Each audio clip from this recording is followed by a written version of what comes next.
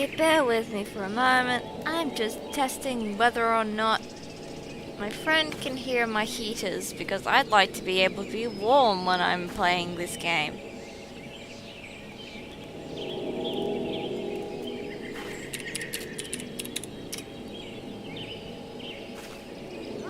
Come on, buddy. Tune in.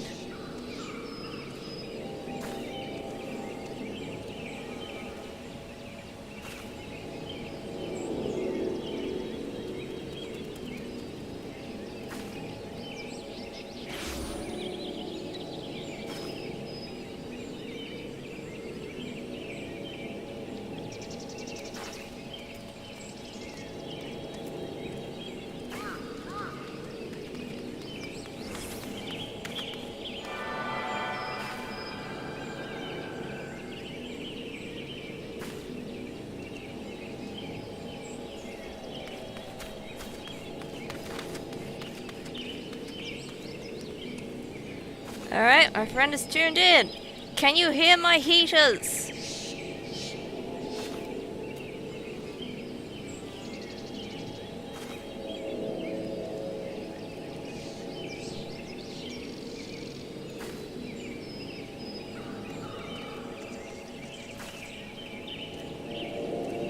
He cannot hear my heaters. I cannot have my heaters on when I'm playing the game. I'm finally gonna stop freezing to death. This is revolutionary.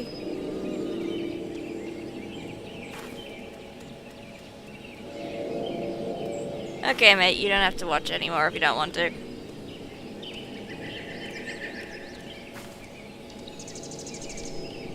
Though a true friend would like and subscribe. Just saying.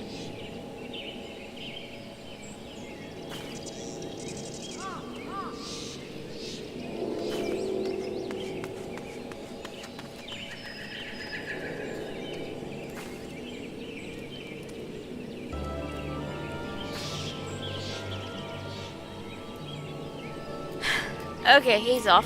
Time for the MSQ. Wait.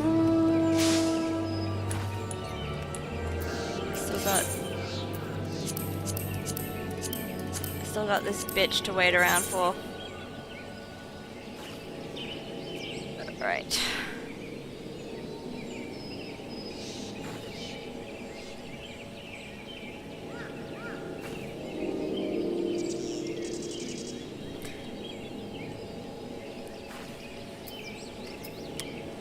Alright. You're back. I can't do you. I can get rid of you, though.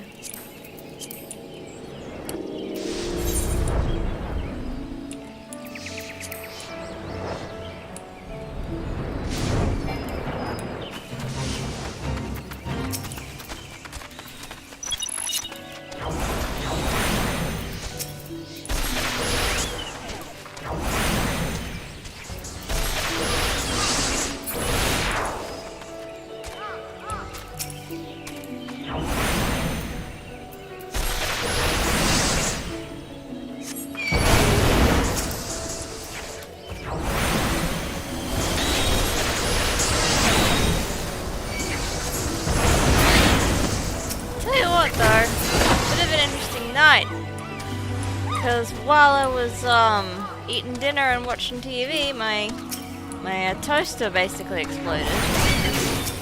Shorted out most of the house. It was really old, so definitely gonna be getting a new toaster soon.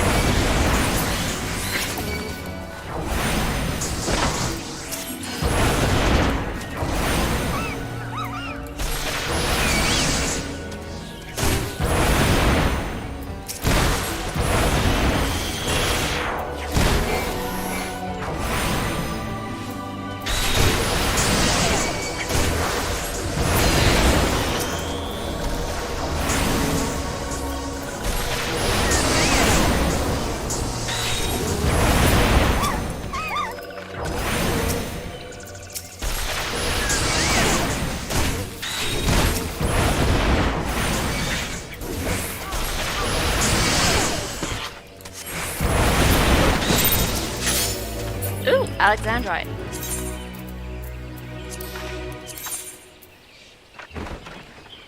Oh, you're kidding me. Ugh.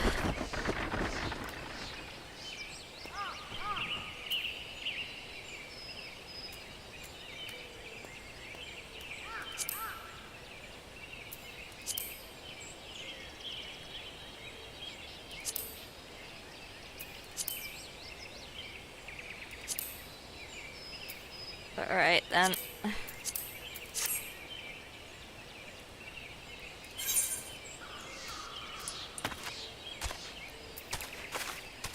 Let's hope to God that the fate I need doesn't start during any cutscenes.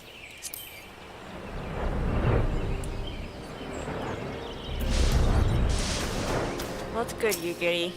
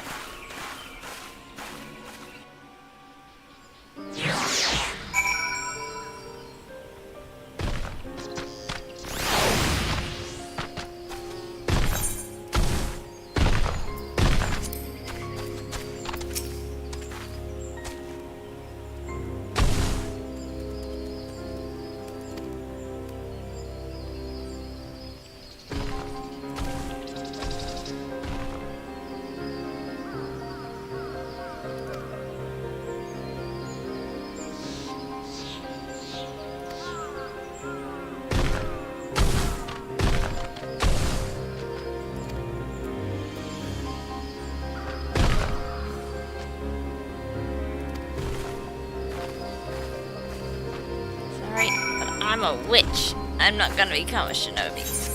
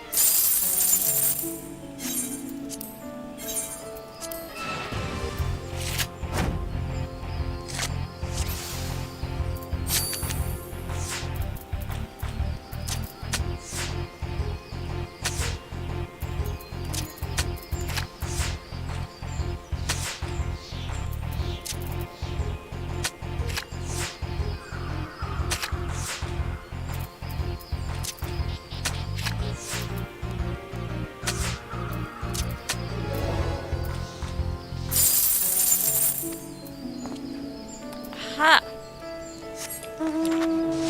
Gotcha now, you stupid monkey.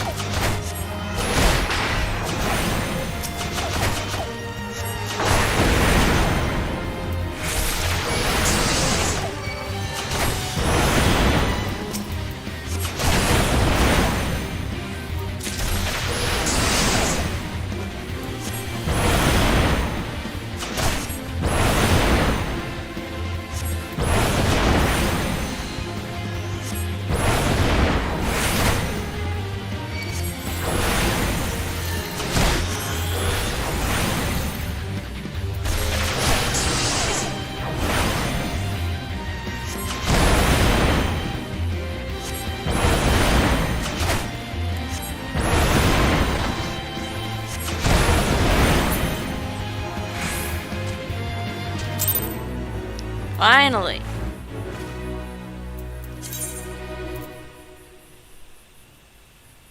Trophy crystal. Don't know what that is. Alright.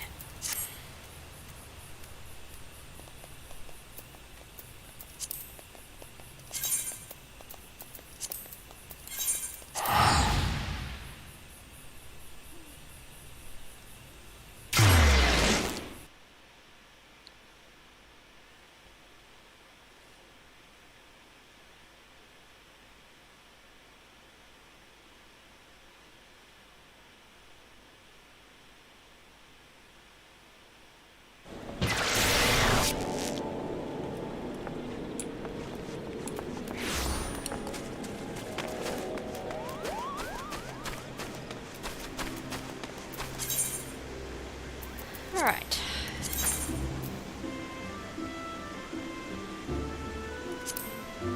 I need Savage Might, Materia 3. Savage Might, Materia 3. Savage Might, Materia 3.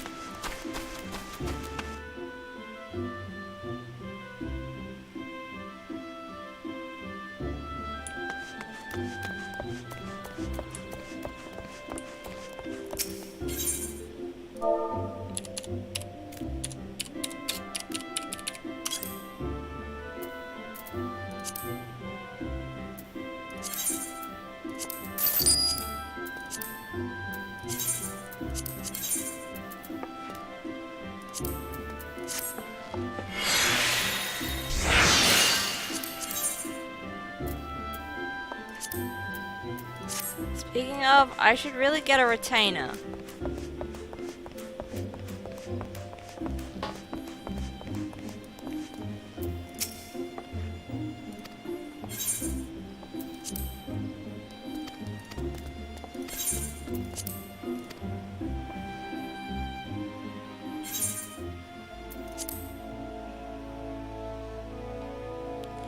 Give me a hot rabbit man.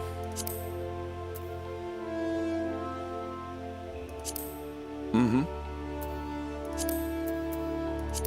Mm-hmm.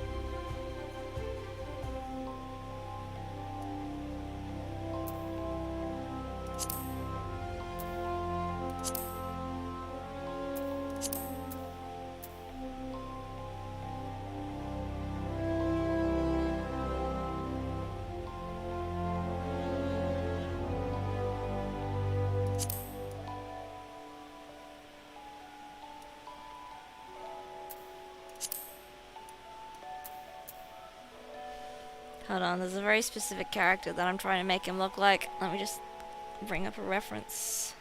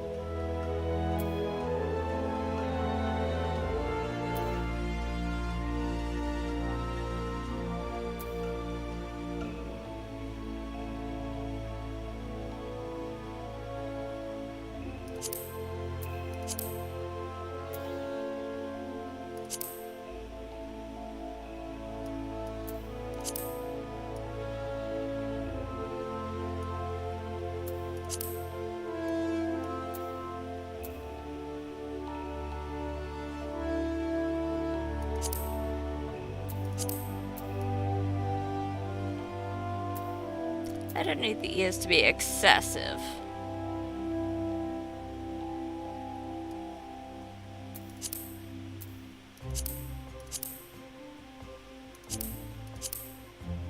What does that do? Oh, I think it makes the eyelashes fuller.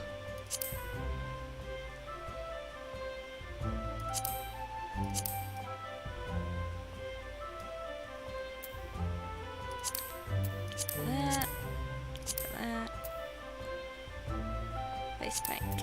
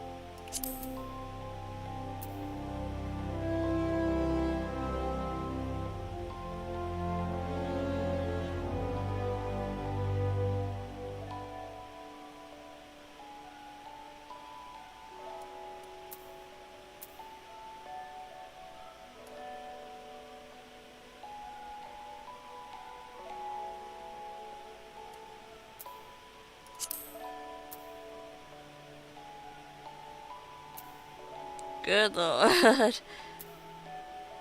Oof.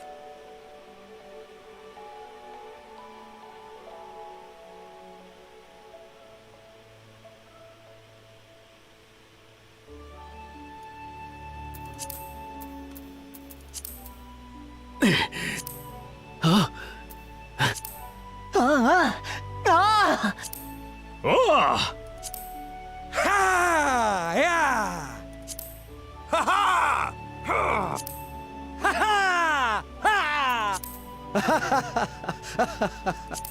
Uh-huh. Mm-hmm. Ha ha! Yeah! Ha ha! Yeah! Ha ha! Ha ha! Hey! Hey!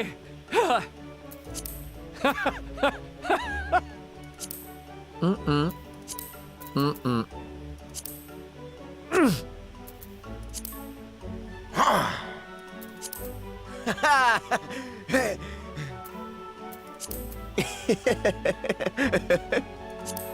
Mm-hmm.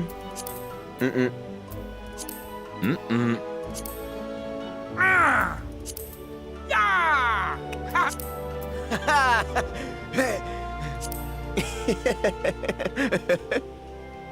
Well, none of the voices are quite right, but that's as close as we're gonna get, I think.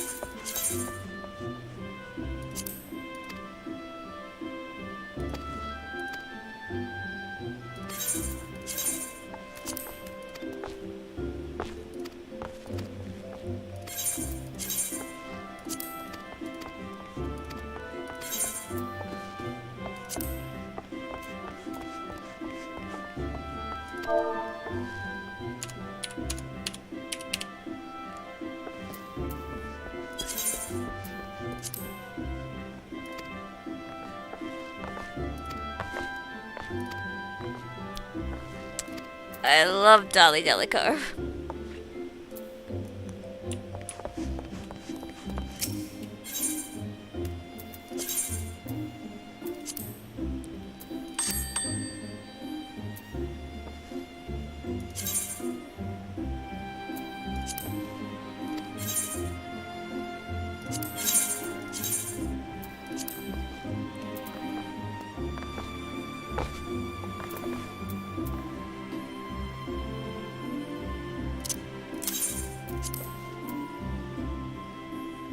I really think that's excessive. I don't want to be undercutting people and getting people mad at me. 3, 4, 9, 9. Yep, 3, 4, 9, 9. Okay.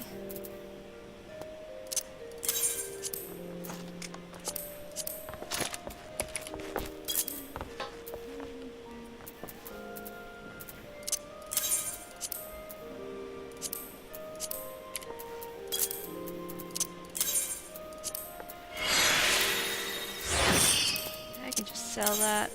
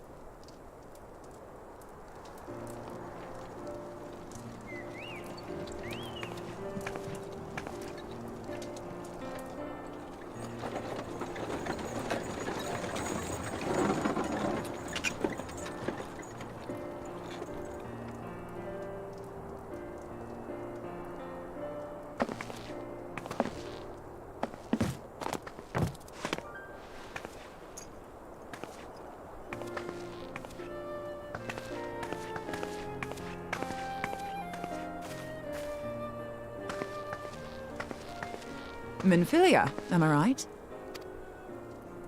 None other. I bid you welcome to Revenant's Toll, and thank you for traveling so far on such short notice.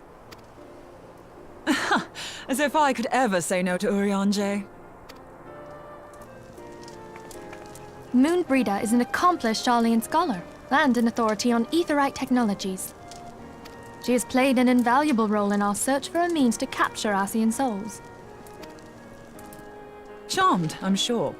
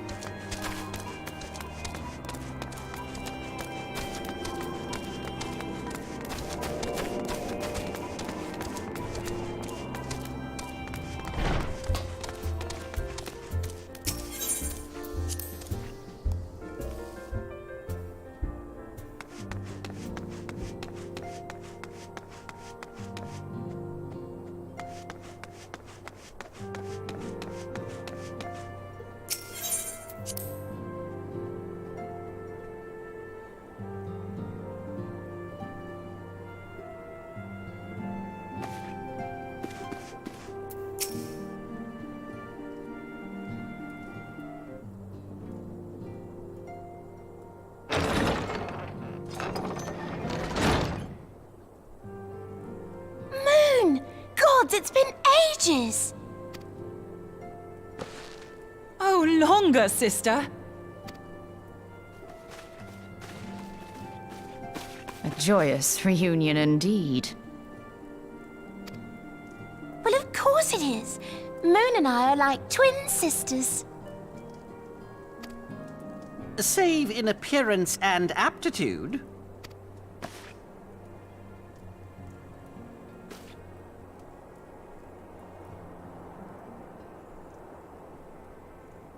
Everyone, if I could have your attention. We have with us an esteemed guest who has come from Sharlayan to assist us. I bid Moonbreeder join us here that she might share with us her extensive knowledge of aetherites. Also, as many of you are already aware, she has been overseeing our research into white auracite, a sample of which she has been good enough to bring with her.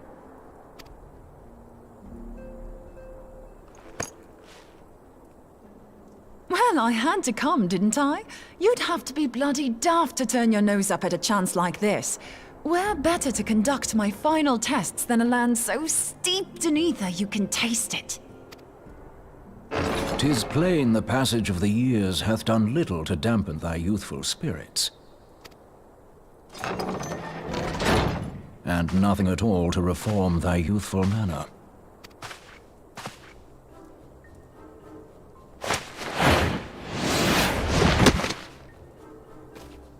Urianger, where in the hells have you been hiding? Unhand me.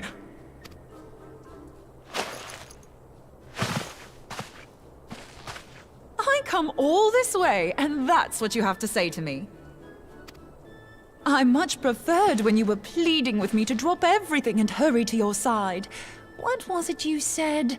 None save thee can satisfy this need. Go on.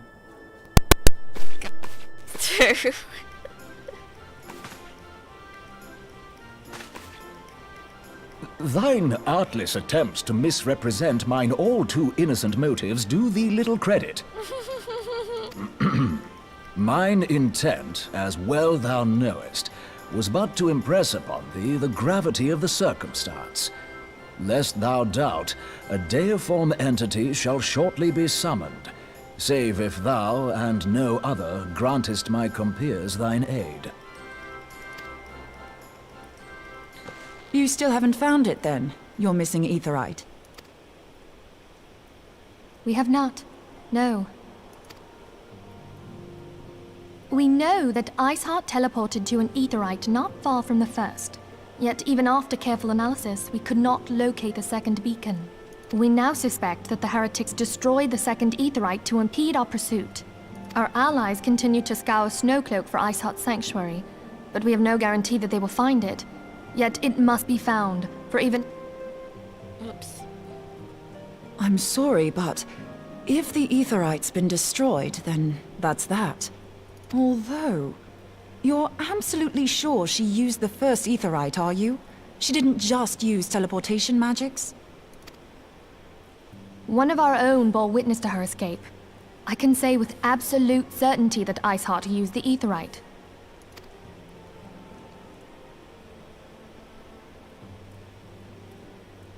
In that case, there might be a way, so long as the ethereal current is still flowing. Truly? How? We use the current to recreate the beacon. As you know, aetherites are a bit like lighthouses. We use them to reconstitute our physical forms when crossing the ethereal sea.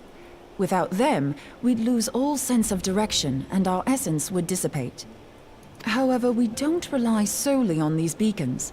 There are currents of ether which flow between them, currents which help guide us to our destination. Now, these currents will gradually dwindle away to nothing if an aetherite is destroyed. But if even a sluggish flow remains, we could theoretically use it to direct a surge of concentrated ether towards the void left by the beacon, and thereby fill it up again. Like opening the floodgates to fill a dry riverbed. Though, correct me if I'm wrong, but would we not need a veritable reservoir of ether? In concert, we might manage to channel a sufficient volume, yet that is not my chief concern. To direct the flow of so great a volume of ether with the requisite precision would be a nigh impossible task in itself. I barely succeeded in facilitating travel to an unattuned beacon.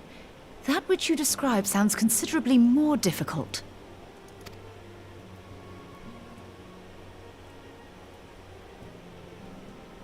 And dangerous! Every person who has attempted to teleport in this fashion has died in the process. They, however, did not have wide aura sight at their disposal. I can use it to channel all the ether you can give me into the aetherite. However, White Aura Sight cannot retain ether for an extended period of time, so we would need to infuse it immediately beforehand. Just so you know, I'd confidently give this plan better than even odds of success. And if the worst comes to worst, your people won't suffer. Though it risked the lives of our best and brightest, we have not the time to seek other options. If the ethereal current still flows, we shall carry out Moonbreeder's plan.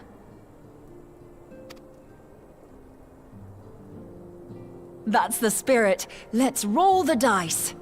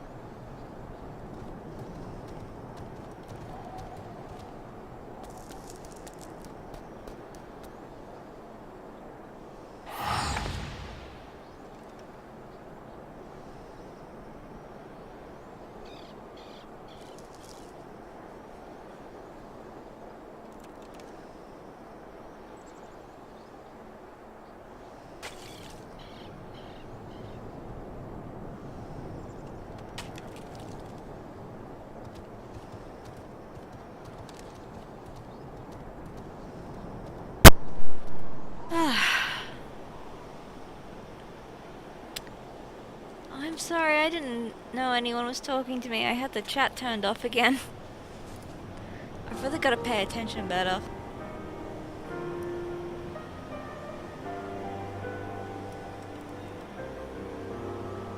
Yeah, Moonbeater and Urianger are so cute. It's a shame what happens to her.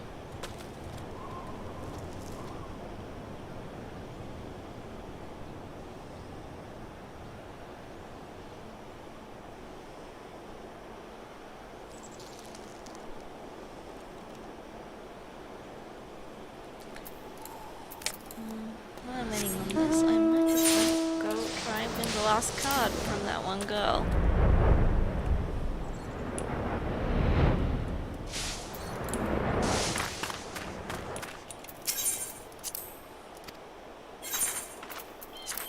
Give me your blue eyes, white dragon.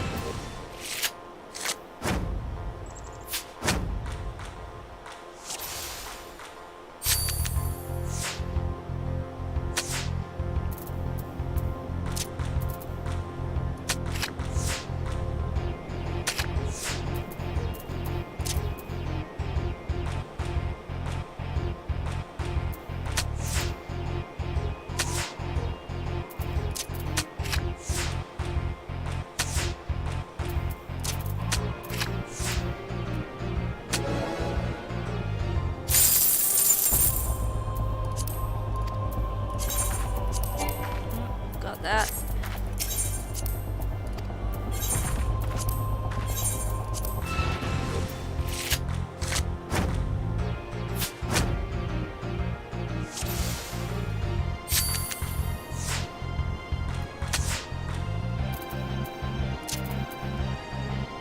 Also hilarious that even though Moonbreeder wasn't technically a member of like the group for very long, she still had white hair, which just continues the long-running joke of all the members apparently having like white or blonde hair. Oh, I'm gonna lose this one pretty bad.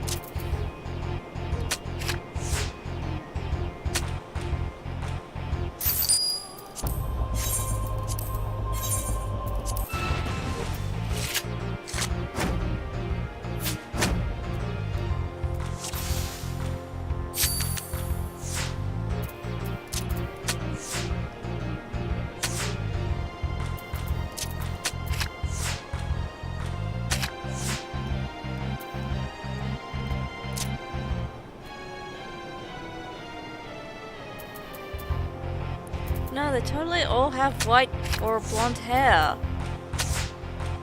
And after Stormblood, they literally all have white hair.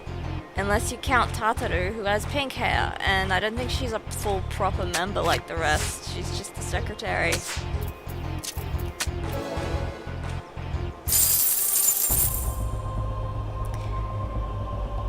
Yeah, Graha's the diversity hire because he's got red hair and he comes in late.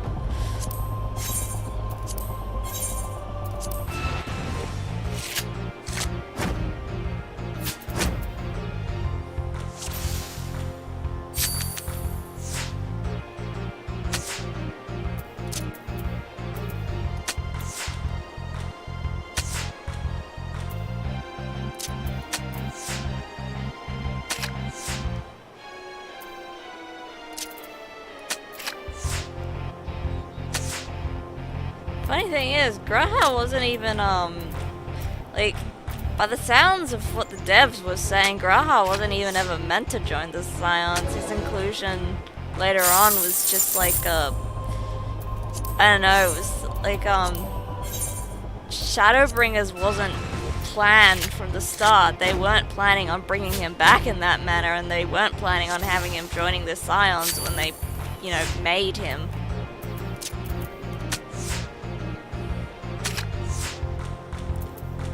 He's a Scion with accidentally red hair.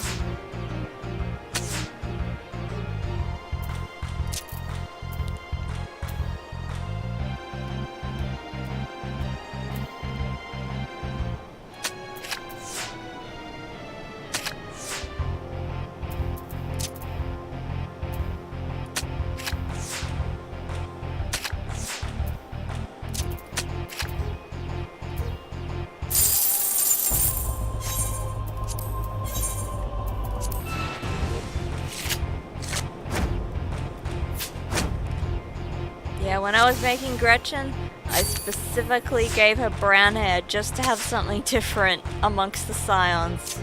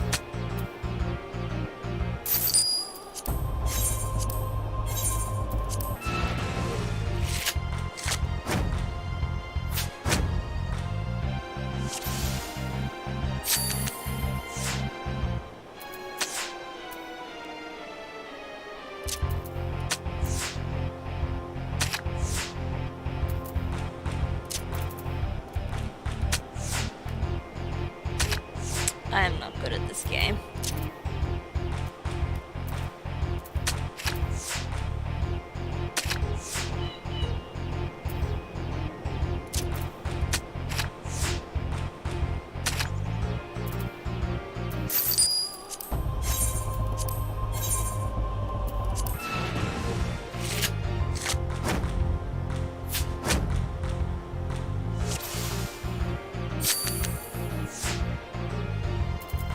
She swapped my Urianger card for her Urianger card.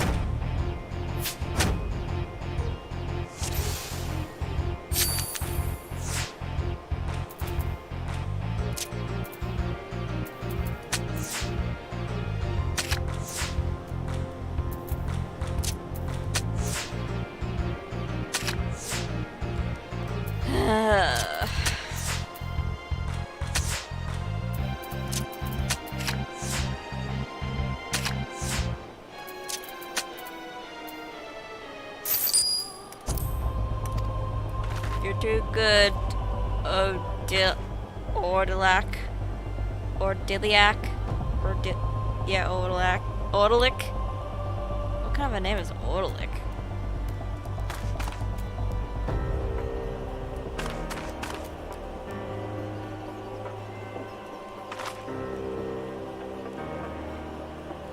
What can I do while I'm waiting?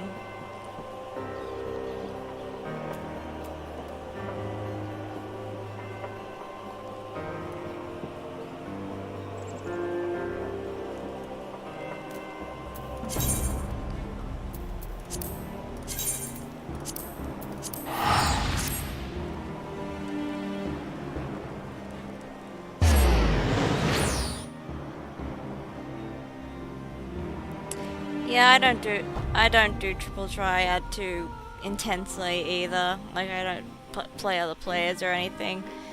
I mostly just go for the cards when I'm waiting for other stuff.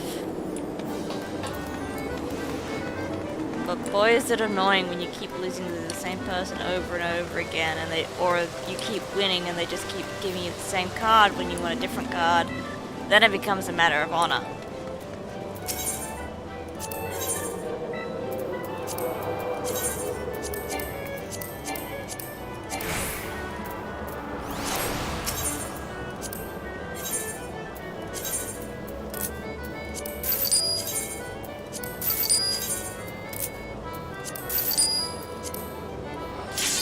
Aha!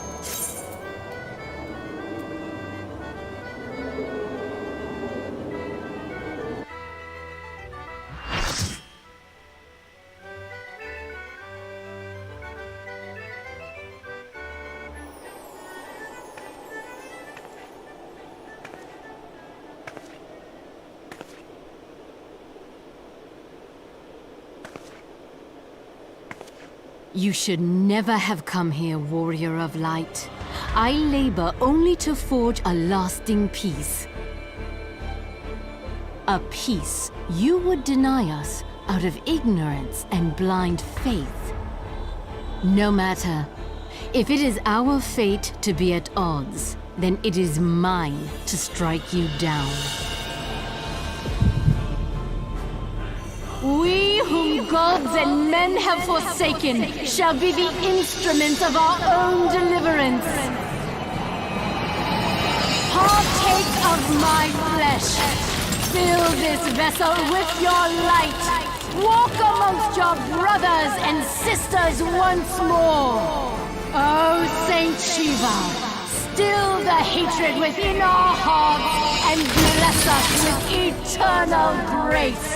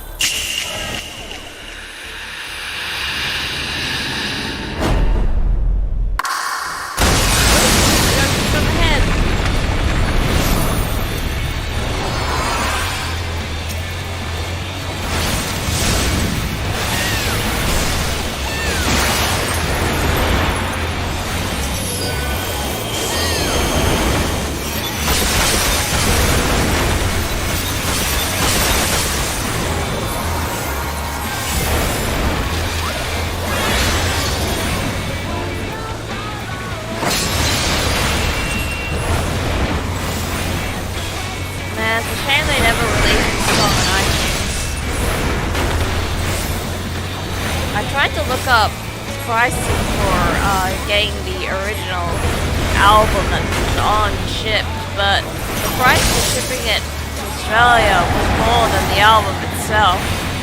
And at that point, it's like, nah, man.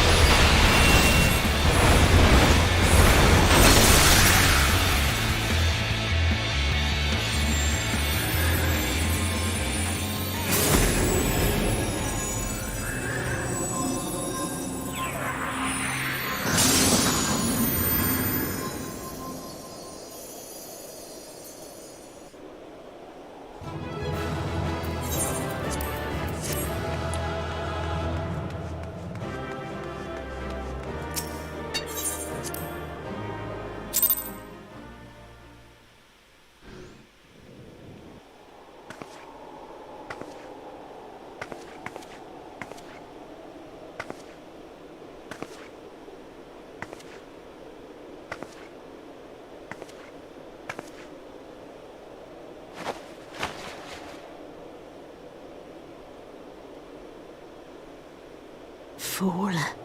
Blind, bloody fool.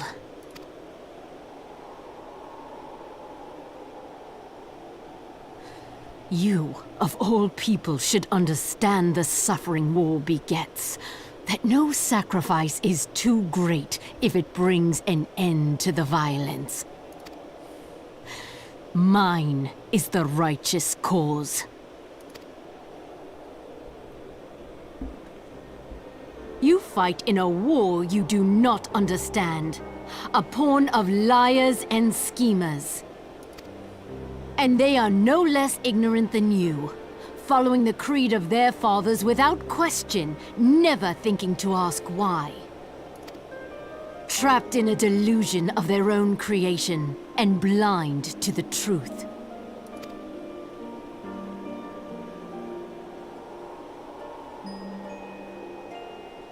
Warrior of Light, redemption is not beyond us. We who walk before may lead those who walk after. Seek the Keeper of the Lake. See with eyes unclouded. Do not squander Mother's gift.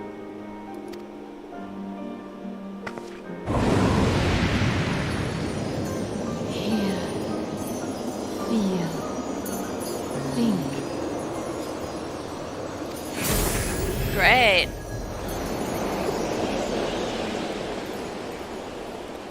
I actually really like that fight.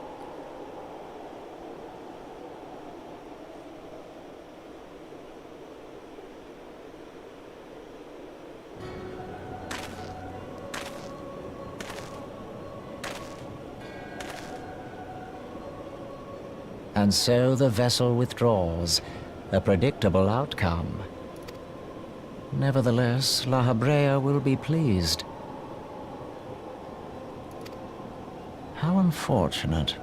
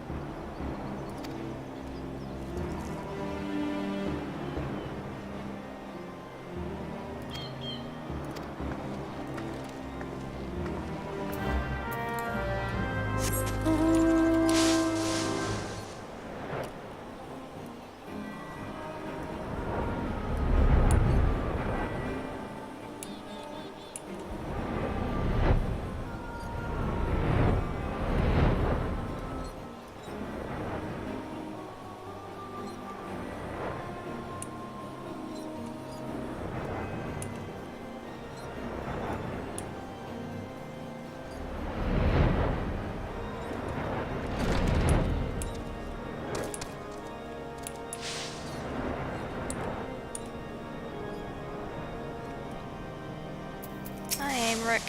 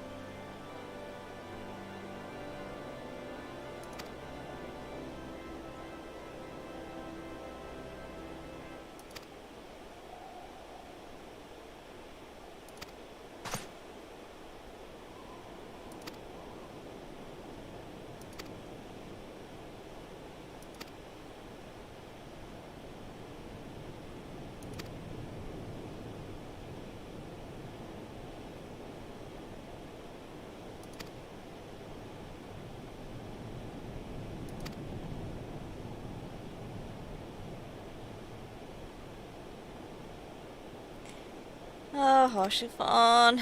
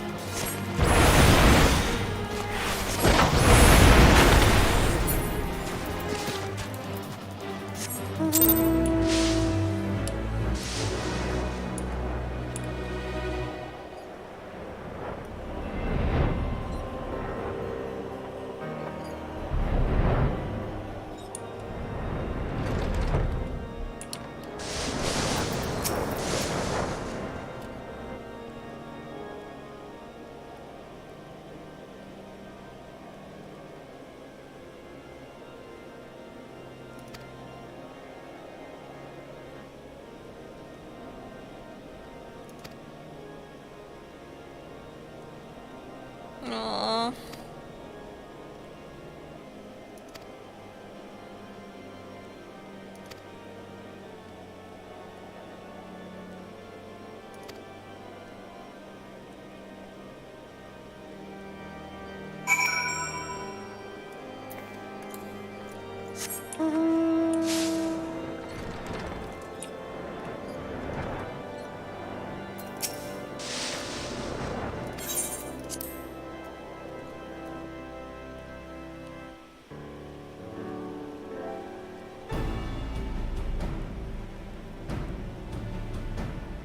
On behalf of the Holy See of Ishgard, allow me to express my deepest thanks.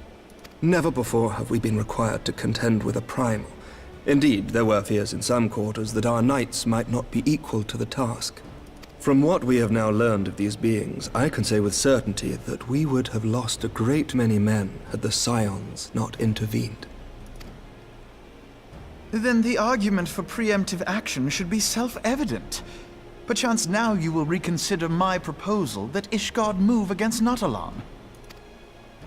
Ere we first met, a similar proposal was tabled, but the Holy See decreed that we were to observe, and that military action should be taken only in self-defense. All things considered, it was not an unreasonable decision. Since the calamity, 2 vigils have fallen to the Horde, while Garuda has never shown any inclination to storm the gates of judgment. Which is why this unprecedented crisis and its resolution may prompt a change in policy.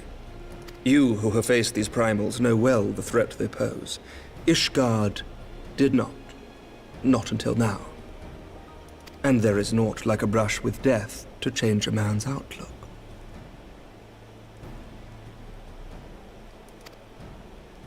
At the very least, this should silence any lingering objections to our arrangement with Revenant's Toll.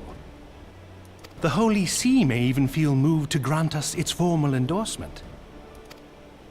So far as it is possible, the Scions shall be compensated for their service. We should be grateful for any aid you can provide. As a gesture of good faith, I shall withdraw my previous request. Your people are doubtless needed elsewhere. That will not be necessary. We, too, have a vested interest in watching Dravania's movements. I see. Once more, I must thank you. Sir Emmerich, if I may, do you truly believe that Midgard-Zoma could return? The heavens are a window unto truth, but those who interpret their movements are not infallible. I requested your involvement as a precautionary measure. But of course, you sought an excuse to compensate us from the first, mindful of what would happen if Revenant's Toll were taken by your enemies. Ishgard is not wont to aid its neighbors, but that does not preclude it from manipulating them to serve its own interests. Choose your next words carefully.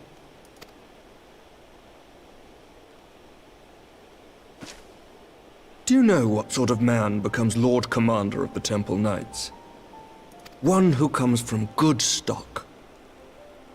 I did not. Yet here I am. Now, why do you suppose that is? Because I swiftly learned to tell the difference between words, deeds, and beliefs. You are correct, Master Leveilleur. Ishgard desires to see Revenant's Toll flourish, as it would present a troublesome obstacle to our enemies from the south. We are so glad to be of use to you. As we are to you. Ours is a mutually beneficial arrangement, lest we forget, one born of necessity.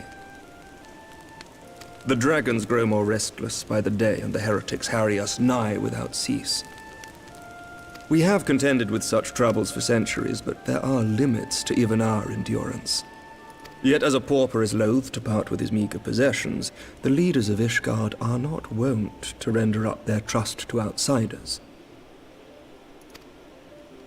But with perseverance on our part, they may yet be made to see the light. Nevertheless, one must take care when walking the road less traveled. Wise words, Sir Emmerich. I shall make a point to remember them. I must apologize for my earlier outburst.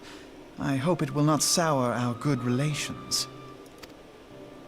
Not at all. You but spoke from the heart. I trust you understand that at times my duties may prevent me from meeting with you. On such occasions, my second-in-command will speak for me. Lucia, at your service. Pray excuse our reticence. We are but wary of speaking too freely, Good night. lest our Thanks for sentiments be tuning made in. known to our enemies. Know that the Lord Commander and I are of one mind. For the sake of Ishgard, and of Eorzea at large, I pray our peoples can put aside their differences.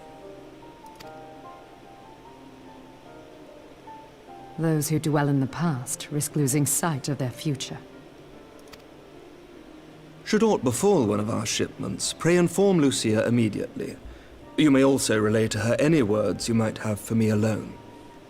Not being of Ishgardian birth, she owes no allegiance to any noble house, making her as near to incorruptible as one can find in my homeland.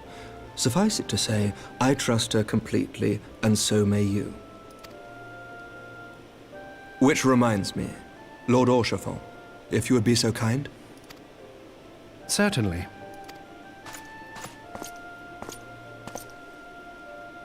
In times such as these, trust is ever in short supply. Mayhap this will go some way to rectify the problem. The results of our investigation into the heretics' recent attacks, as well as our interrogation of the merchant you detained. Sir Emmerich, I cannot thank you enough. Think nothing of it. Ishgard may be many things, but it is no friend to Garlemald. Did I not tell you to have faith, my friend?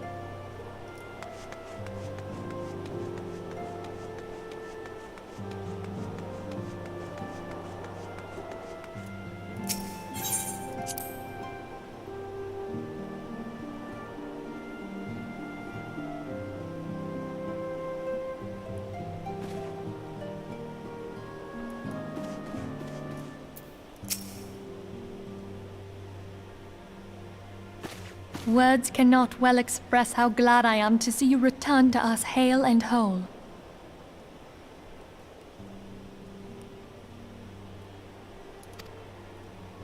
Needless to say, I am most eager to hear your account of that which occurred in Kurthis, assuming you're ready to speak of it.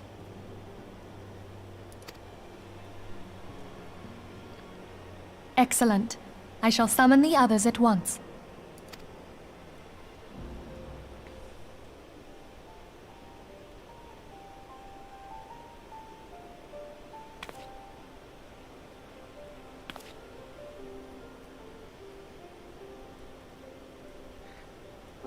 Iceheart used her own body as a vessel for a primal soul? Master Louisoir's writings make no mention of such a possibility. Can we be certain this entity was a primal? As certain as we can be that good King Mogglmog XII was a primal, I should think. Both were ostensibly summoned. Let's not quibble over definitions. Of more concern is the implication that Iceheart retained her will, even after she was possessed. We are talking about a mortal, wielding the power of a primal. It can't possibly be that easy, can it? There must be some sort of sacrifice required. Or maybe she's just special? What qualities this woman possesseth, I know not. But full sure am I that she was groomed for this role.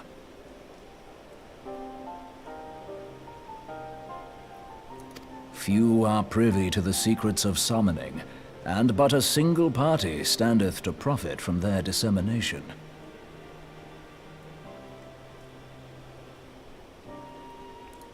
Well, I wouldn't presume to comment on how the lass came to know about summoning, but I will say that what she summoned was a primal.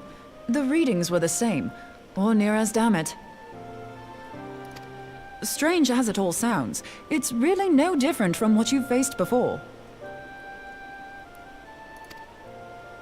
Then mayhap it is time that we re-examined our previous encounters. Pack your things, Ida. We're going back to Gridania. Yes, sir.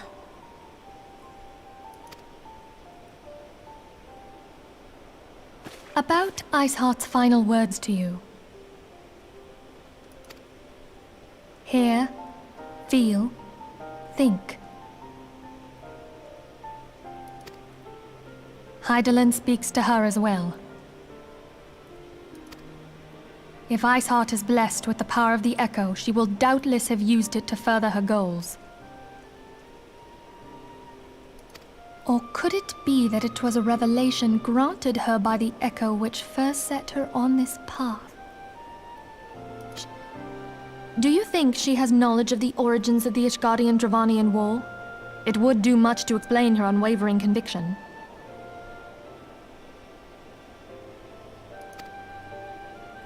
Did not the Lady Iceheart implore thee to seek the Keeper of the Lake? And did she not imply that in so doing thou wouldst come to see with eyes unclouded? Midgard-Zoma was a king amongst kings who reigned for centuries on end. But he is dead and his wisdom lost to the ages. Unless the Ishgardians' fears are well-founded. It would seem we have yet another reason to stand watch over the Keeper of the Lake. For a mercy, we are well positioned to do so. Iceheart, Shiva, Ascians, and Midgard-Zoma. I shudder to think how they're all connected.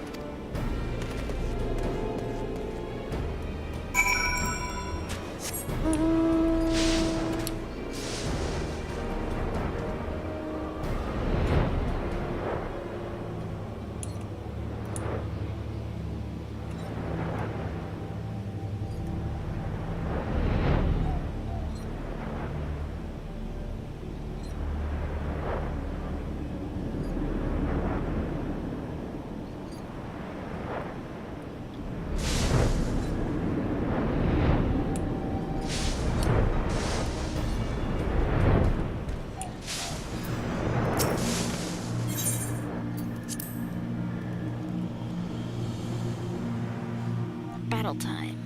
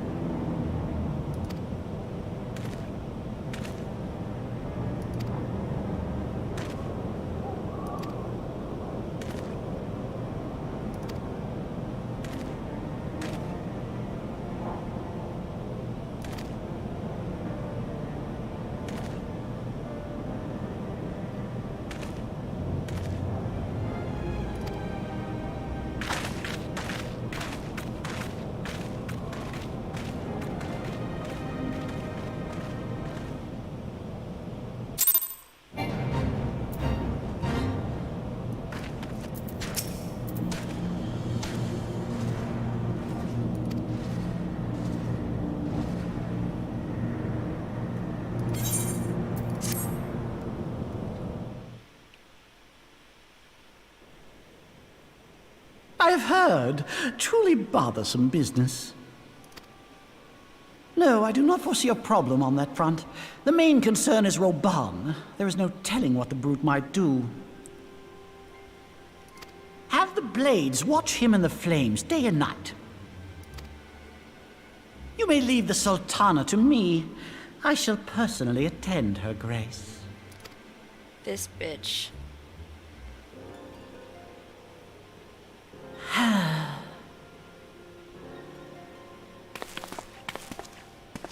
Sever one of the East Aldenard trade routes. That ought to keep Lolorito occupied for a while.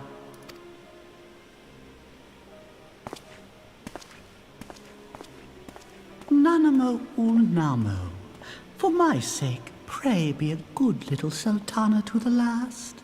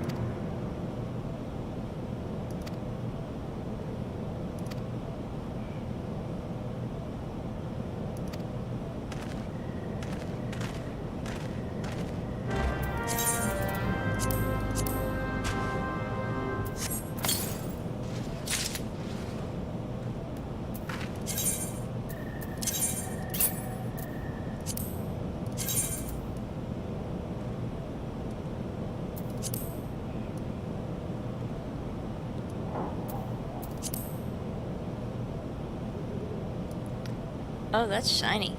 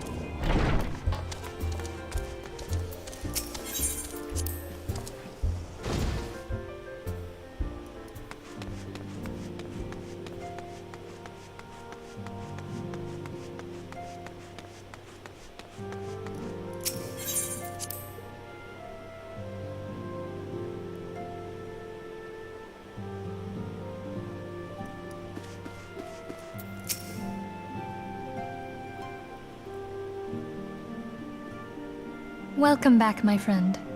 I have already received word from Alfino. To think that Flame Marshal Huayu was the Garlean agent. I know not what to say. That's how you pronounce her name? Together with Robon, Eileen lent us much needed aid at the time of our Order's founding.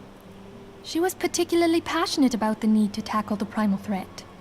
When we discussed the subject, her eyes fairly shone with determination. Whatever else she may have been, I choose to believe that it was her true self with whom I spoke then. But now is not the time to dwell on such matters. I have an important announcement to make regarding our effort to defeat the Ascians. We shall begin as soon as everyone is assembled.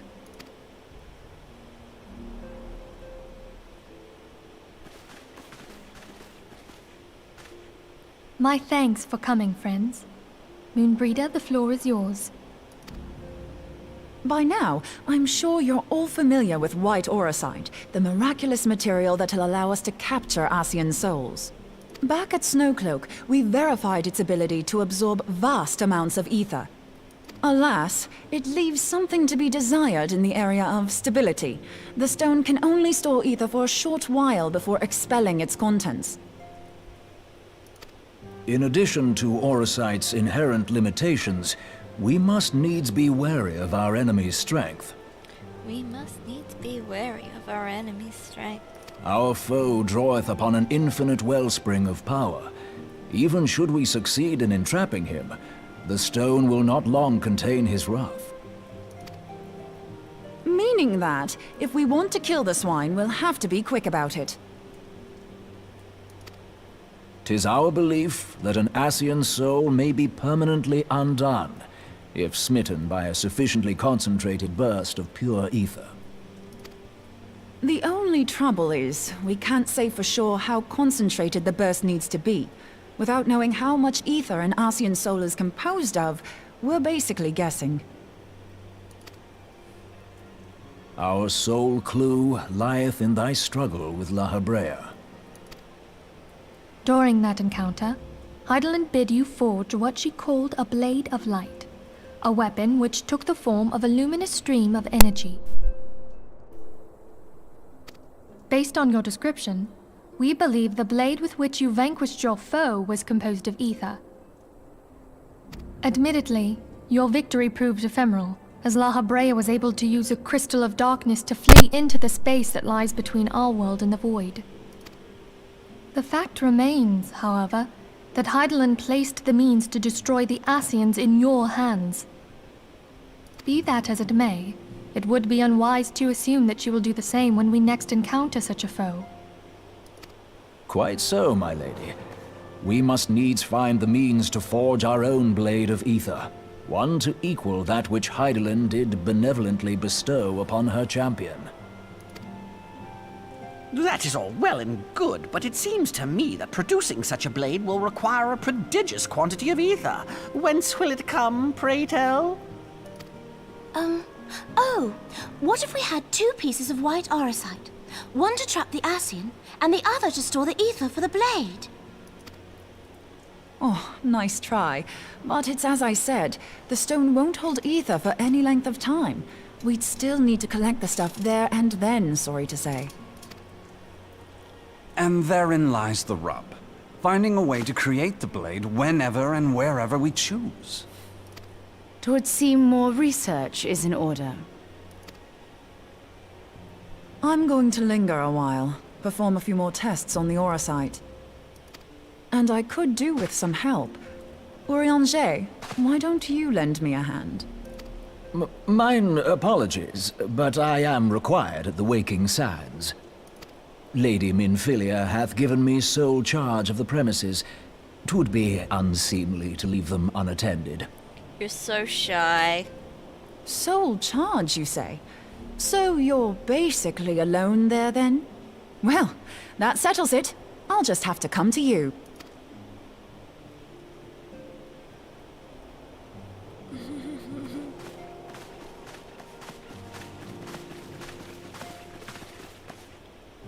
While you were afield, word arrived from the Sharlayan motherland.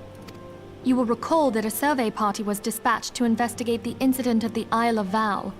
What they discovered was troubling, to say the least. According to the report, the isle has been erased from existence. 'Twas as if a hole had been torn in the very fabric of reality. Aye, yet the mystery endeth not with the isle's disappearance. It hath come to light that a number of scholars in various other locales were reported missing at a similar juncture. What's more, they all had something in common with the head of the students of Baldessian. Every last one of them was researching a phenomenon called dimensional compression, or the rejoining as the ancient texts call it. I'll be damned if that's a coincidence. All indications suggest Ascian involvement. But I sense that a force greater still is at work. The entity the Dark Beings call the One True God. We must pray that my dear friend Kryl regains consciousness soon. If she bore witness to the Isle of Val's final moments, she may be able to shed some light on this mystery.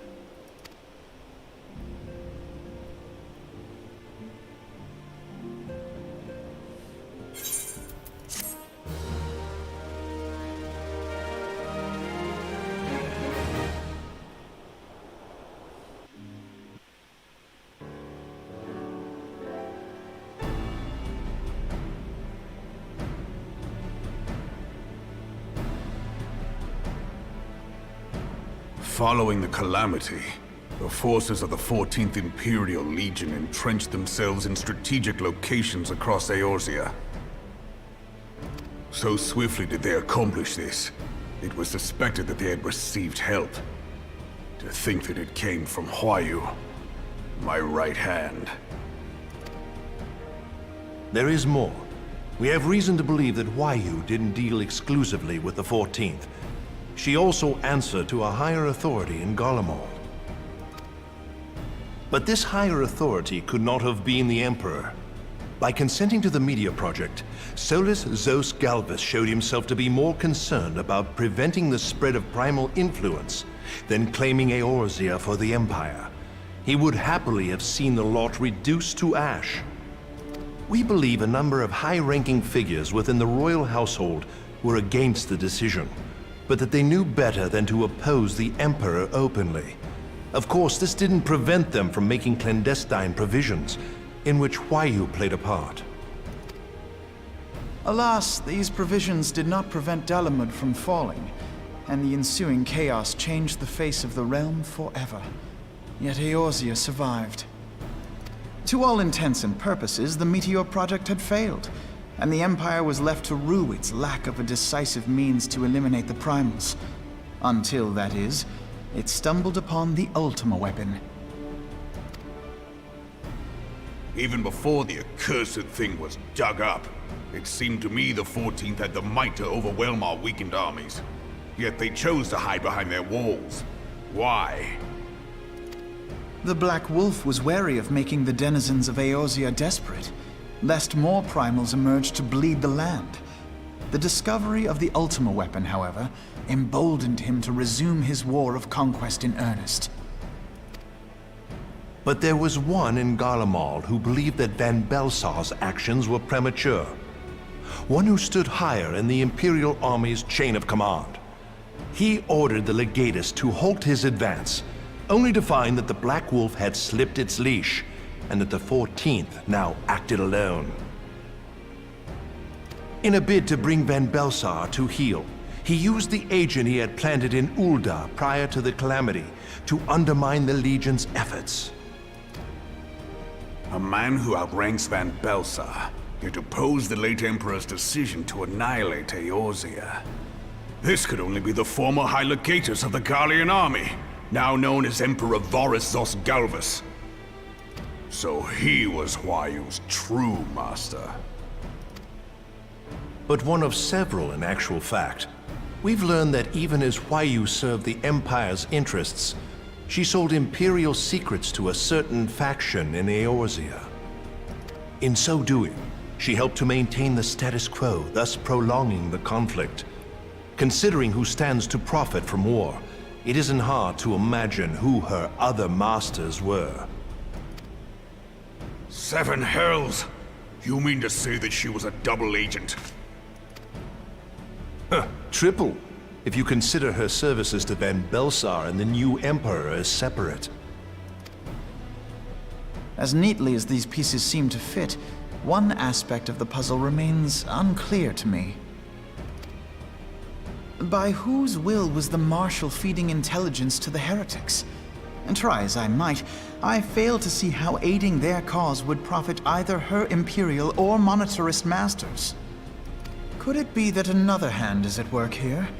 If so, Huayu must be made to reveal whose it is.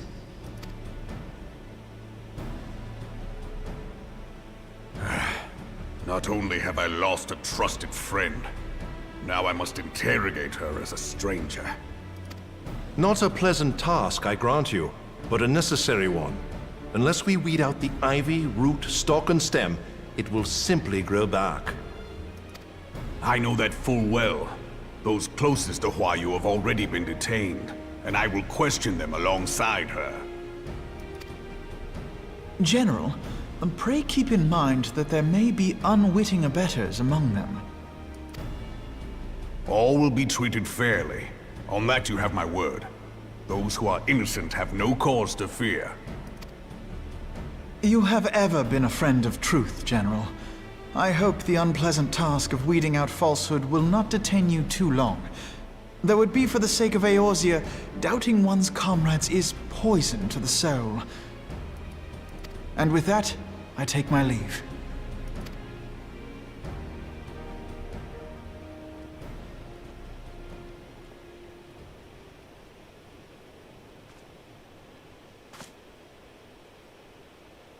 All these years, I've been made to dance to their tune.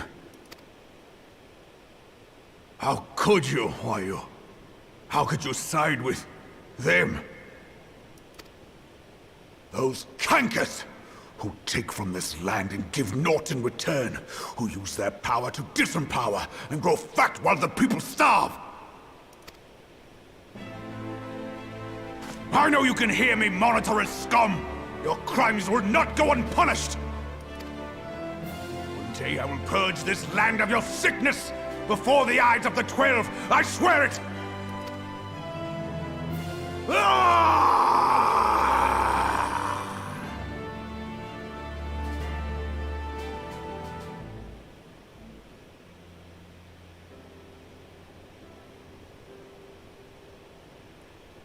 Man, I wish I had a big bed I shall with have no further curtains. need of you this day. Your Grace.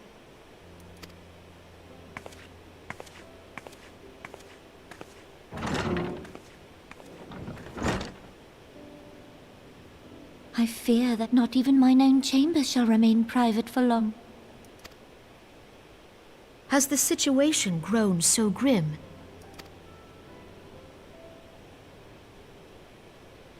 Ever since he proposed the Cartiner Reclamation Bill, Teleji Adeleji has risen to greater prominence upon the backs of impoverished refugees. The monetarists were ever united in their pursuit of profit, but the man's actions have torn a rift in their ranks. They snap at each other as rabid dogs. Yet now is not the time to be bickering among ourselves. If this bickering is a threat to law and order, might you not have grounds to dissolve the Syndicate? Would that the solution were so simple, Admiral. Alas, my moving to dissolve the Syndicate is certain to spark outrage among the influential merchant class, whom the Cabal represents.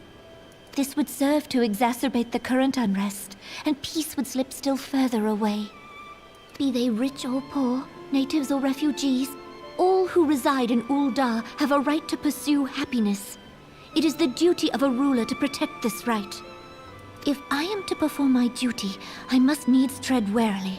It would not do to make enemies heedlessly. Were Lord Lolorito here, he would doubtless say that I have my head in the clouds. A ruler is required to take a wide view. Try as we might to cater to all needs, some will inevitably be overlooked. As such, there shall ever be citizens who feel aggrieved. It cannot be helped. But as you have informed us, the monetarists take no view but their own. They hunger for power while the masses starve. In the absence of a common cause, it seems beyond any one individual to make Ul'dah whole. And the presence of a Garlean agent within the Immortal Flames only makes matters worse. Even accounting for Ul'dah's historic reliance upon mercenaries, such a grievous breach of security is unprecedented. I fear this business will provide the monetarists with a rod to beat Rauban. Eorzea can ill afford for the Immortal Flames to be dampened now. Ere long, the Garleans will turn their ravenous gaze toward our lands once more. If we are to resist their might, our nations must stand together. Yet for this to happen, our nations must be whole. Cannot be done to improve the situation in Ul'dah. The true wealth of Ul'dah lies in the health, happiness, and hopes of her citizens. Alas, the citizens shall never know these things, so long as their lives are ruled by the ambitions of the few. The monetarists claim to represent the best interests of the people, but in sooth they desire only to manipulate them for their own selfish ends. For the government to serve the people, it must be formed of the people. For Ul'dah to move forward, it is not only the Syndicate that must be dissolved. Nay, you jest.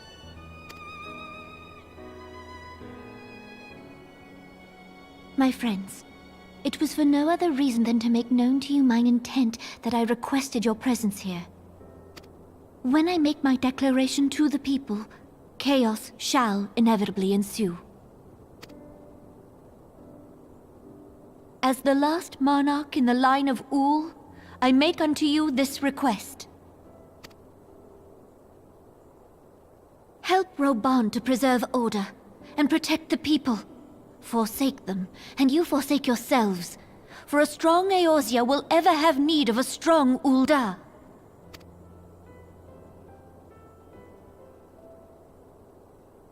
Your Grace, are you certain of this? There is no other way. When the time is ripe, the nation shall become a true republic. Both royalists and monetarists shall cease to be. Ul'dah will no longer belong to kings or queens or merchant princes, but to her people.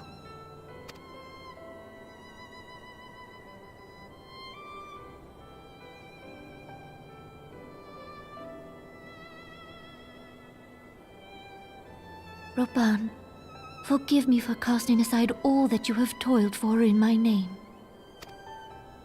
Beyond this gesture, I am powerless to help my subjects.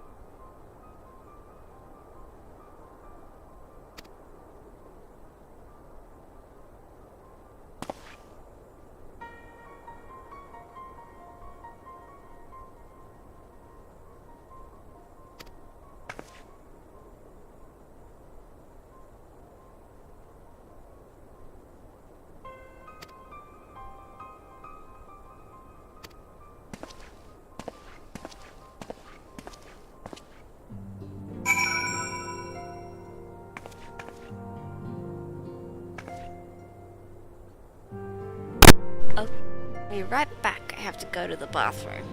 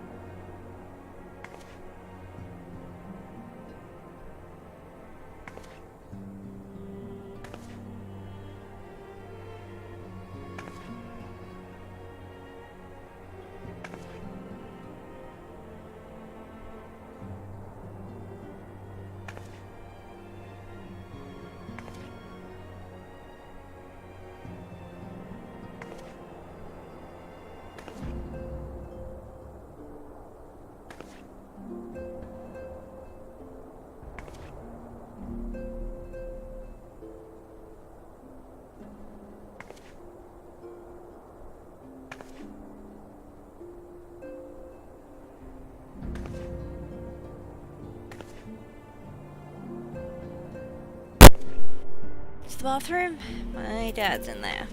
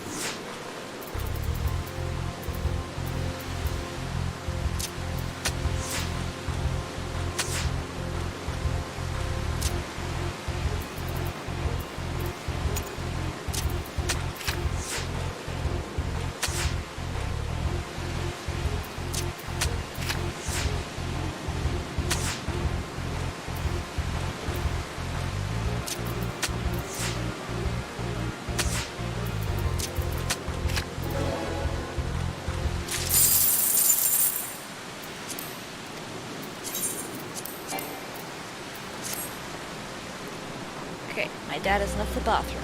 I will be right back again.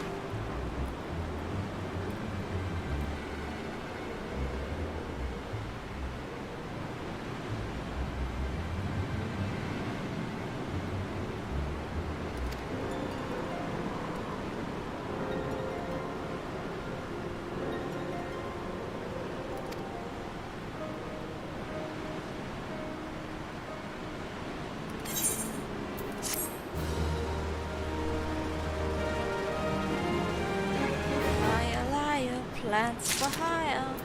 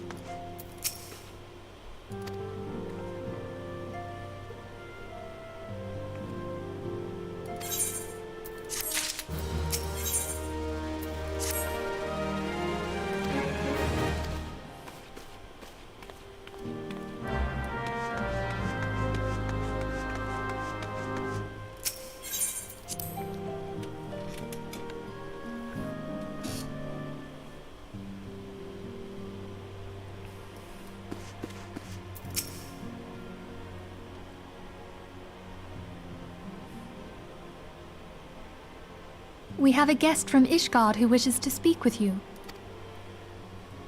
I believe the two of you have met. We have.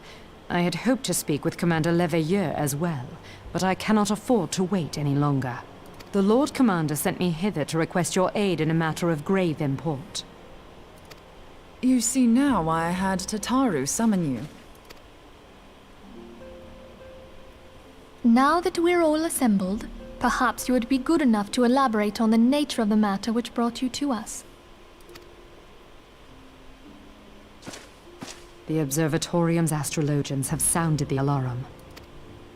Last night, the Dragon Star burned with an intensity not seen in 15 summers.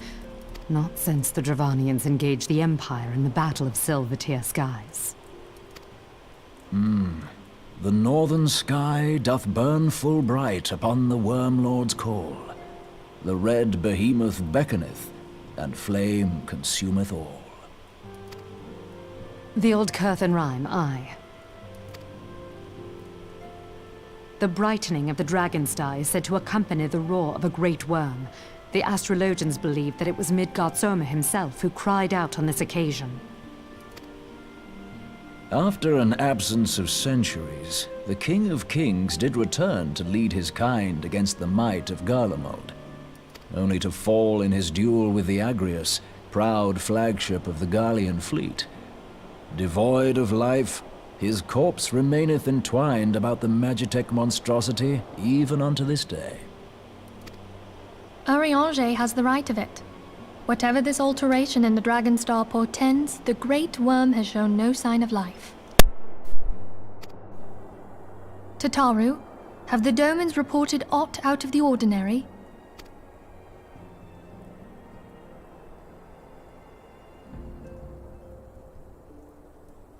Correct me if I'm wrong, but if Midgard Soma had roared, wouldn't we have heard it here in Revenant's Toll? Roar is but a figure of speech. Dravanians can communicate in ways beyond our ken. It is for this very reason that we are forced to look for signs in the heavens. We cannot say with any confidence that a great worm roared at all, much less that it was Midgard Soma. Only by directly examining the Keeper of the Lake can we be certain. However, It will take too long to gain the Holy See's approval to dispatch the Temple Knights. Therefore, Sir Emric would entrust this task to you. Do you accept? We knew you would not disappoint us. Now, if you would excuse me, I must return and assist the Lord Commander. We have precious little time to prepare. To prepare for what, pray tell? When a great worm roars, his brethren cannot choose but answer. We prepare for battle.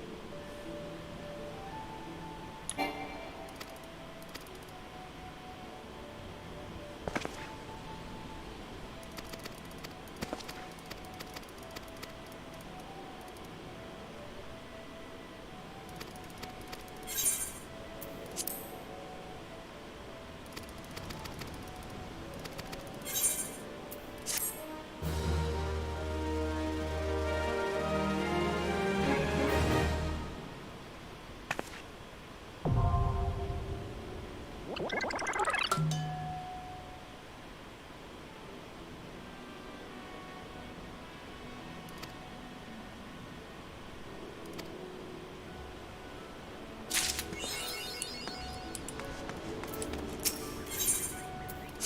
done all this before, not particularly interested in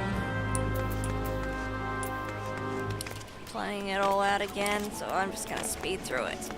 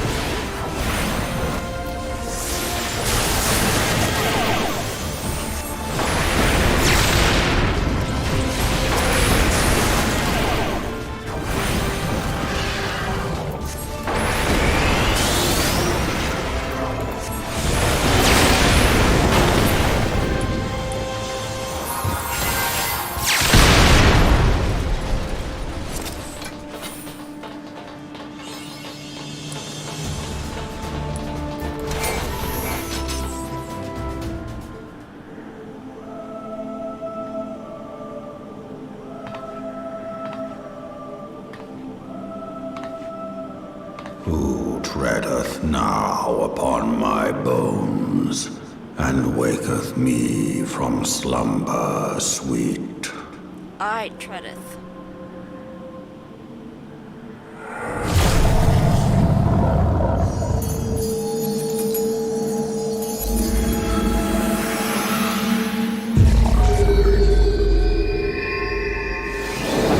Thou hast forgotten the face of thy Lord.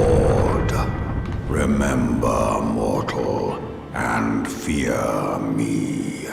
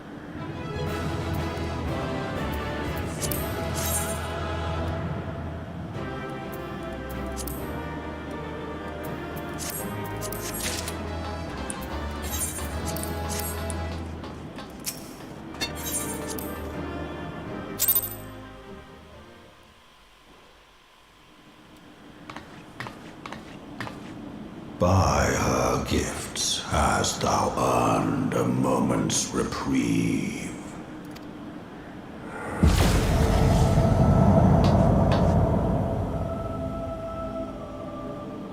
Speak, mortal, and I shall listen.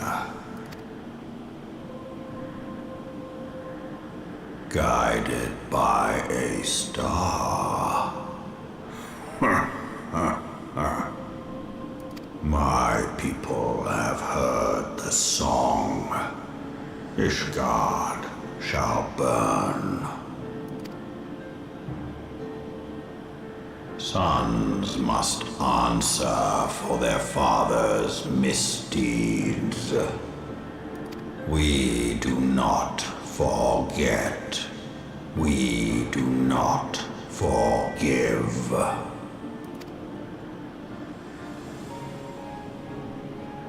Seven children did I sire. One now singeth of retribution.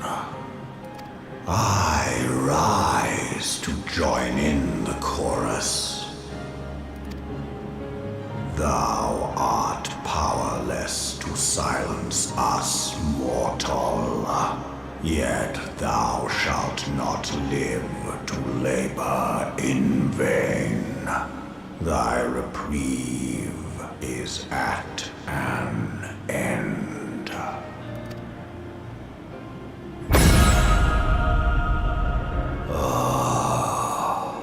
Trickery is thy shield.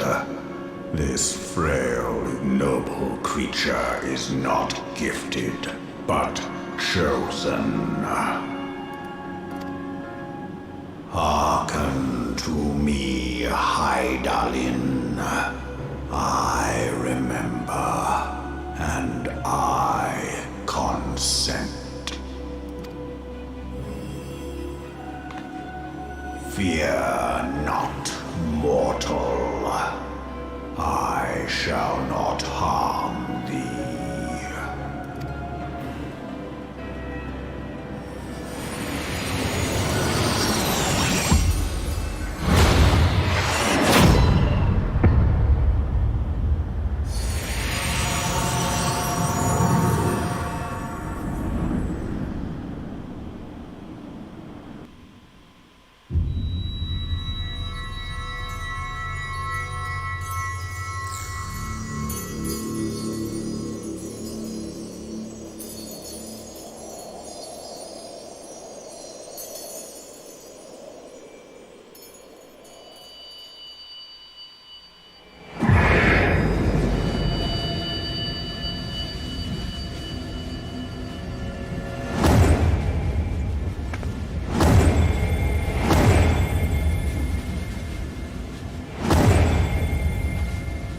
What's he doing in my crystals?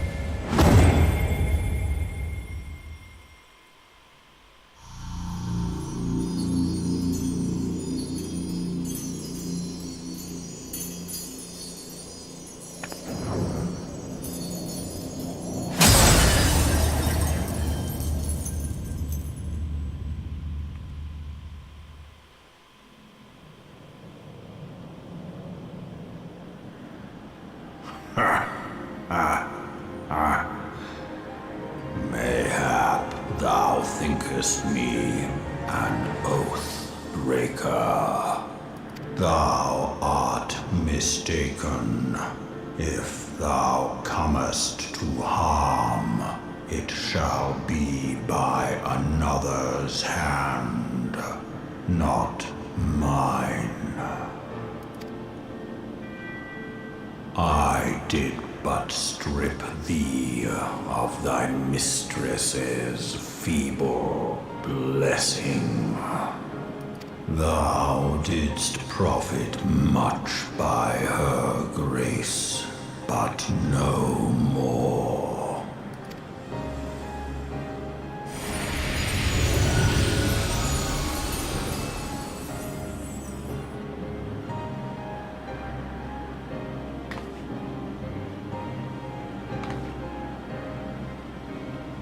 The covenant binds me to thee. I shall watch, listen, and wait. Fight and struggle, if it be thy will. Man hath ever coveted that which lieth beyond his grasp.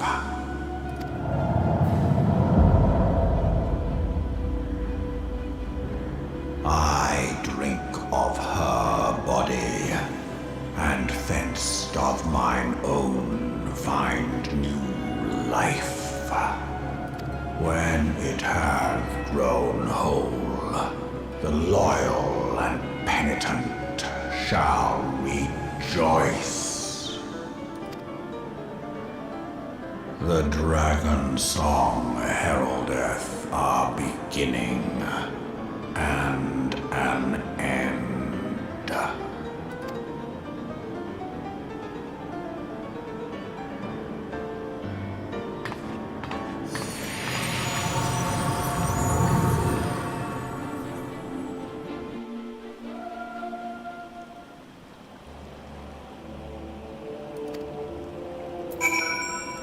Well, that was a thing.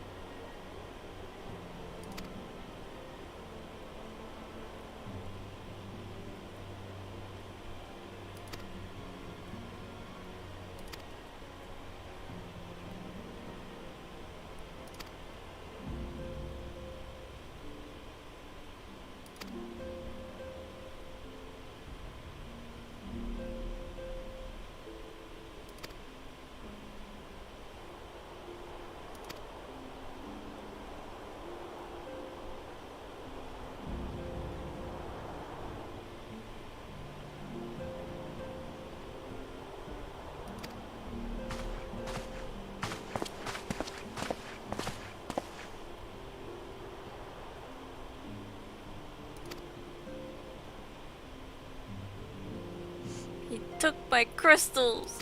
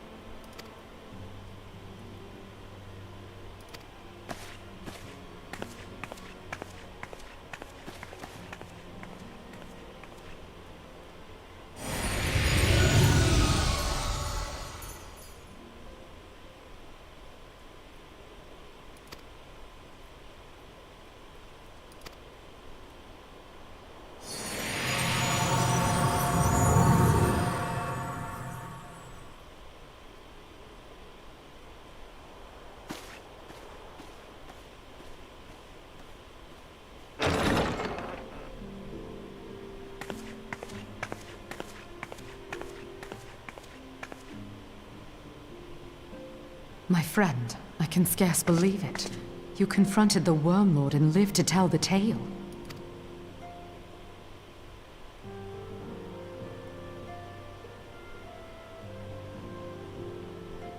I give thanks to Helone for your preservation.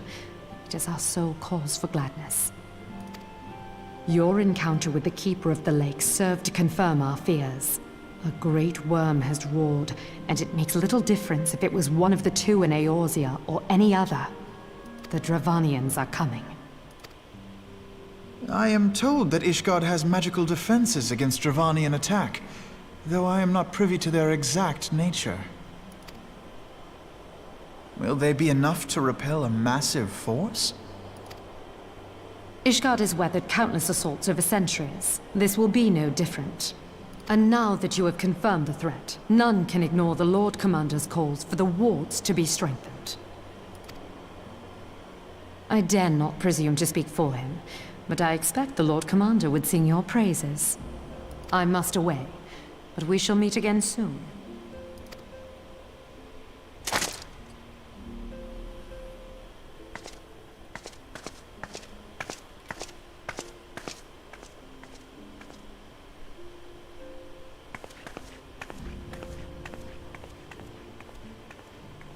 Countless assaults weathered, and this will be no different? Why am I not convinced?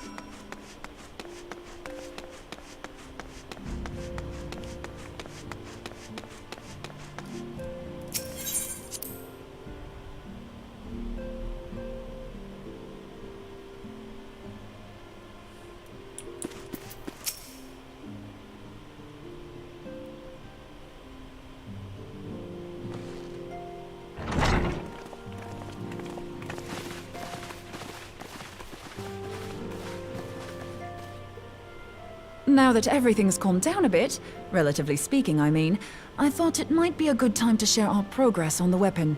I believe we're on the verge of a breakthrough. Well, don't keep us all in suspense.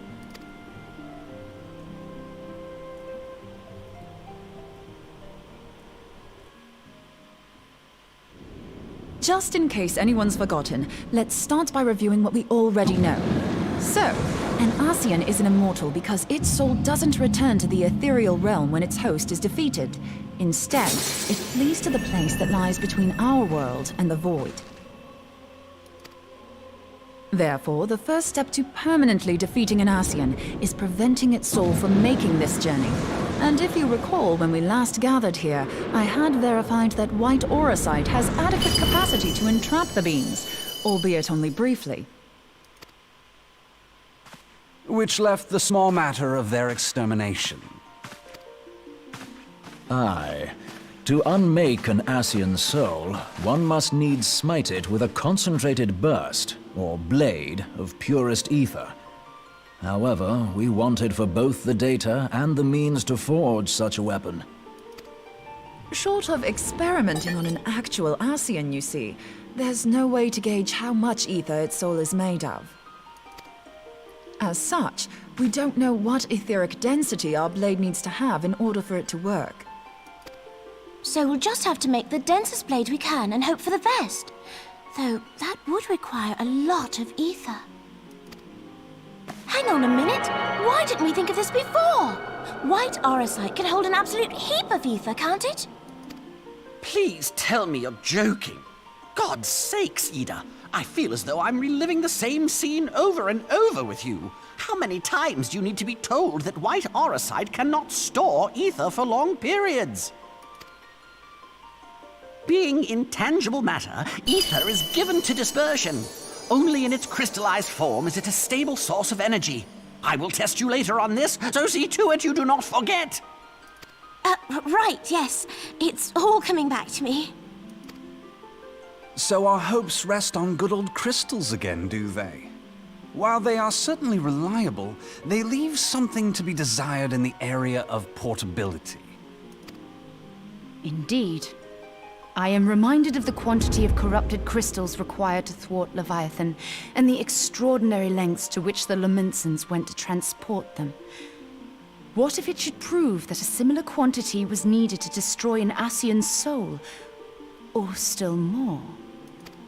I do not envy the poor sod who has to lug all of that around, on the off chance that an Ascian appears. That's the very problem we set out to solve. And I reckon we've found the answer. If it isn't practical to lug around the ether we need, we'll just have to draw upon another source. And the only viable source is the land. If you mean to tap the Great River of Ether, know that it will entail considerable risk. Meddling with the currents may well induce a surge like to the one which despoiled Mordona. Give me a bit more credit, will you? Why would we need to tap the river when there are veritable reservoirs jutting out all over the land? I speak of corrupted crystals. It might be that their aspect is out of balance, but a crystal's a crystal. It contains ether, and we can help ourselves to it. While corrupted crystals are indeed abundant, there is no guarantee that they will be in close proximity at a crucial moment. But what if we don't need them to be? What if we could tap their power from afar? A malm away, say? If we could do that, we'd have ready access to ether aplenty in almost every corner of Eorzea.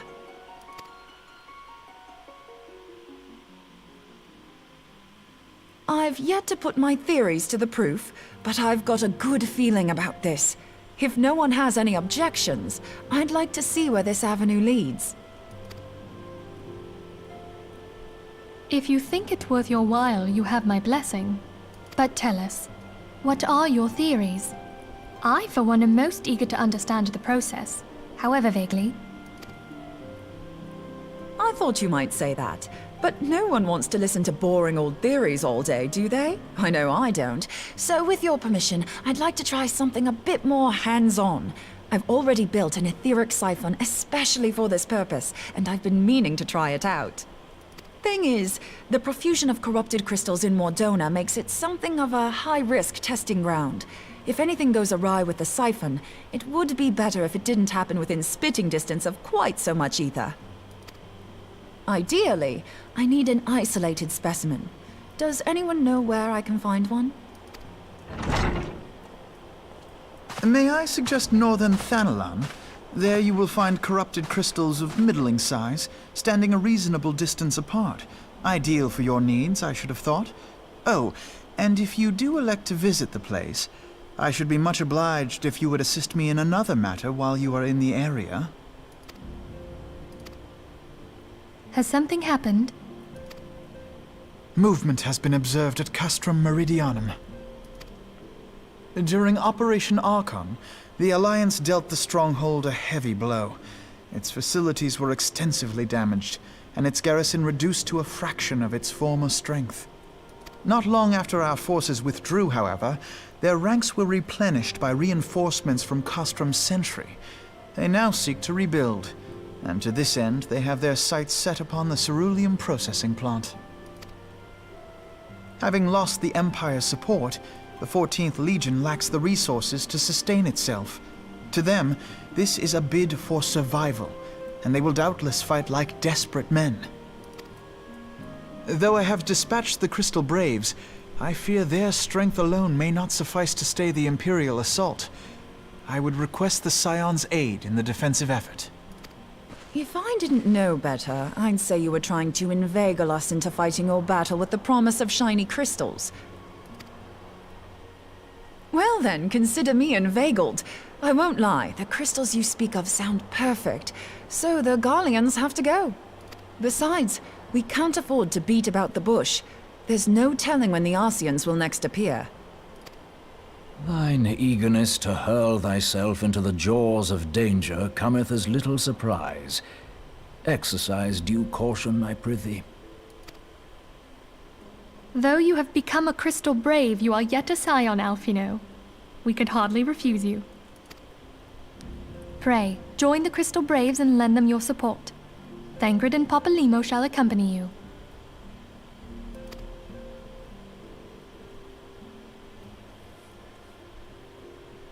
Ida and Y'shtola, in the meantime I would have you assist Moonbreeder. Scout out the crystal clusters, that the testing may commence as soon as the Garlean threat has been eliminated.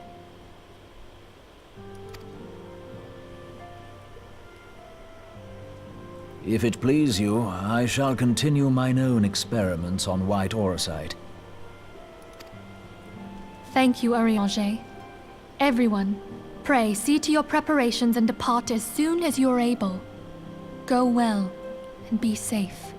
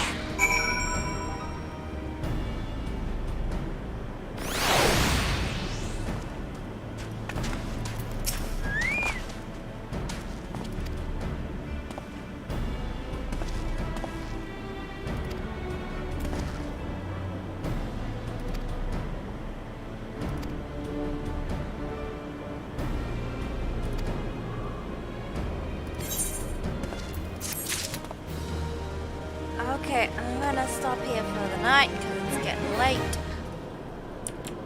Thanks very much for watching. Good night.